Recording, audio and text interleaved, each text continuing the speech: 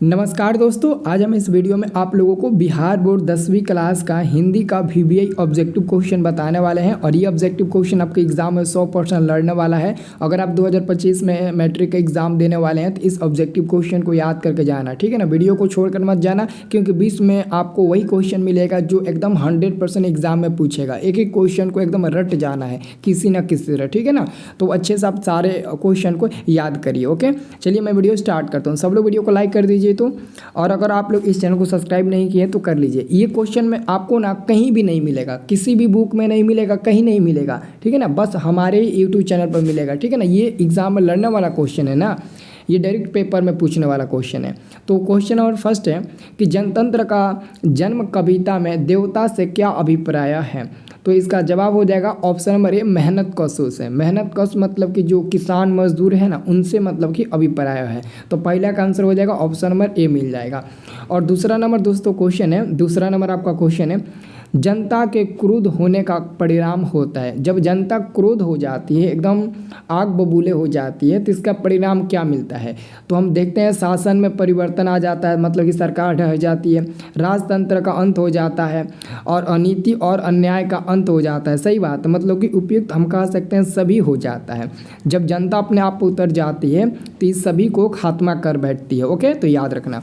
अब दोस्तों अगला हमारा क्वेश्चन है, स्वास्थ्य लाभ के लिए पुत्रियों को क्या सिखाया गया था। स्वास्थ्य लाभ के लिए पुत्रियों को खेलना सिखाया गया था। खेलना मतलब कि खेलते रहना, खिलखिला कर। ओके, सेंस आपके पुत्रियों को, ठीक है ना। अगला क्वेश्चन है, खोखा कौन था। तो खोखा सेन साहब का इकलौता बेटा था। सेन साहब का बेटा था, याद रखना। खोखा कौन था, तो सेन साहब का बेटा था। ऑप्शन नंबर ए हो जाएगा। अगला क्वेश्चन है, हमारी नींद कैसी कविता है।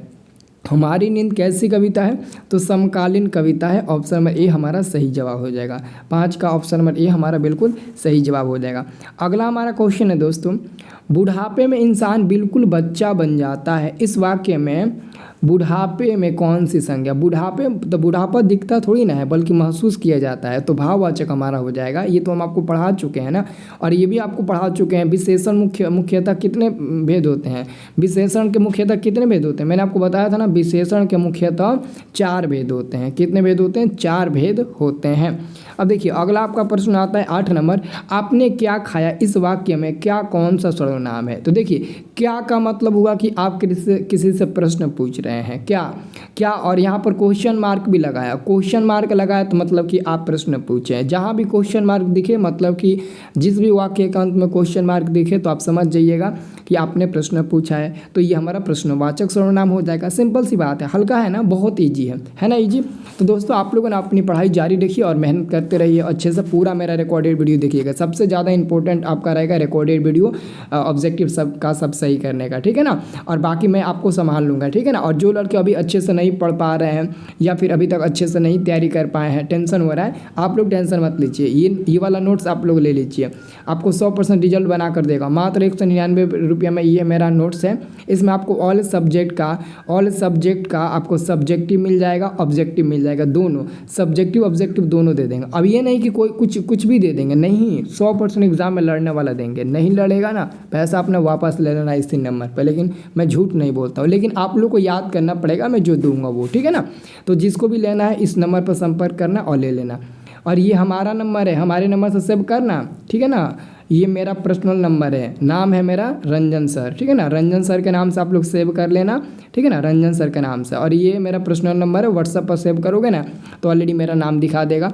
मेरा नाम भी दिखाएगा, फोटो वोटो सब दिखा देगा। चश्मा वाला फोटो लगाए होंगे डीपी पर, ठीक है ना। सब लोग आप लोग ले लीजिएगा, ठीक है।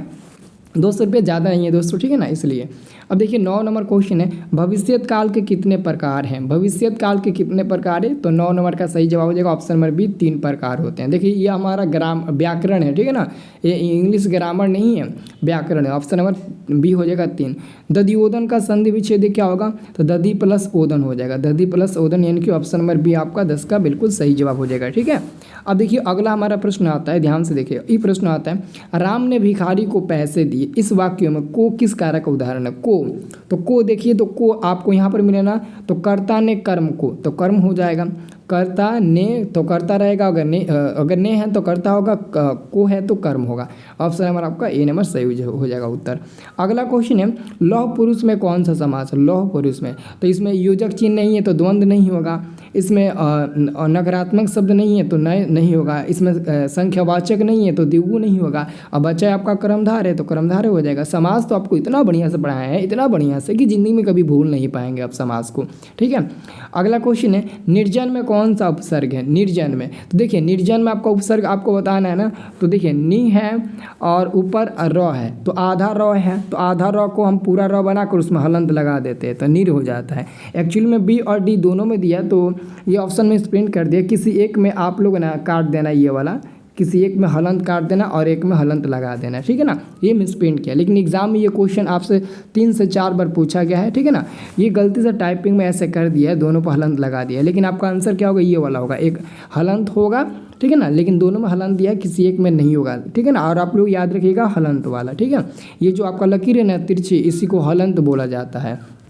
अगला क्वेश्चन है निम्नलिखित शब्दों में से कौन शुद्ध शब्द है? देखिए तो इसमें पहचानिए कौन शुद्ध शब्द है। सोनित, सोनित, सोणित और सोणित, इन चारों में कौन सही शब्द है? सही शब्द आपको चूज करना है, तो सिंपल सी बात है, ऑप्शन नंबर आपका क्या हो जाएगा? सी नंबर सोणित, ये आपका सही हो जाएगा, सी नंबर होगा सोणित, ऐसा ही लिखा जाता है।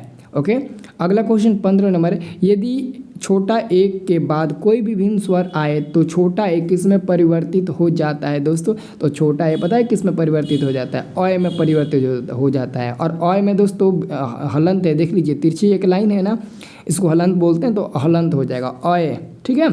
अब देखिए अगला हमारा क्वेश्चन है बीरेन डंगवाल के अनुसार जीवन में महत्वपूर्ण क्या है? बीरेन डंगवाल से देखिए हमारी नींद पाठ के लेखक है बीरेन डंगवाल जी, और उनके अनुसार ना जीवन में ना संघर्ष इम्पोर्टेंट है। अब ये नहीं कि नींद सोना इम्पोर्टेंट नहीं है, संघर्ष इम्पोर्टेंट है। संघर्ष करोगे तो नींद भी आएगी मस्त, संघर्ष नहीं करोगे तो नींद भी मस्त नहीं आएगी, टेंशन में रहोगे। अनामिका किस काल की कवित्री है?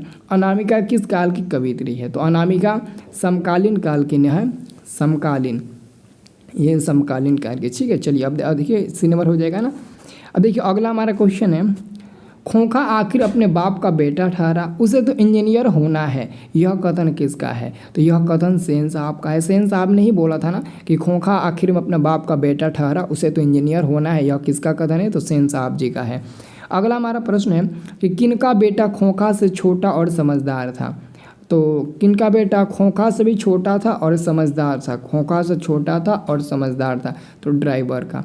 अगला क्वेश्चन जनता की राह को क्यों नहीं रोका जा सकता है?